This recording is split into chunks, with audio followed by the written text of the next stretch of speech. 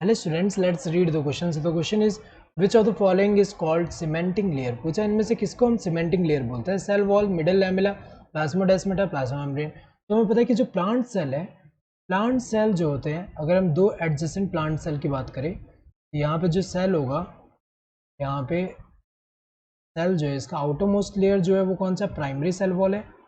Outer most layer जो है वो कौन सा है, प्राइमरी सेल वॉल है। और अगर ये यंग सेल हो तो सिर्फ इसमें प्राइमरी सेल वॉल होगा, और अगर मैच्योर सेल है तो प्राइमरी भी होगा और सेकेंडरी अंदर की तरफ होगा। तो ये कौन सा है, प्राइमरी सेल वॉल। और दो सेल के बीच में यहाँ पे एक लेयर प्रेजेंट होता है, इसको हम क्या बोलते हैं, middle lamella. Middle lamella, middle lamella जो होता है ये किससे बना होता है, ये जो है मिडल लैमेला, ये जो होता है ये calcium and magnesium pectate, calcium and magnesium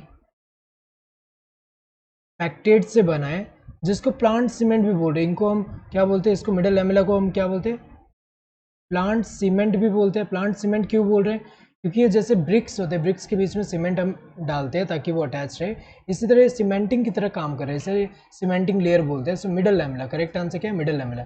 cell wall को नहीं बोल रहे। प्लाज्मोडेस्माटा क्या है कि ये दो जो यहाँ पे प्लांट सेल इनके बीच में यहाँ पे एक कनेक्शन फॉर्म कर रहा है, यहाँ पे जो कनेक्शन फॉर्म कर रहे हैं for the transport of material से प्लाज्मोडेस्माटा है।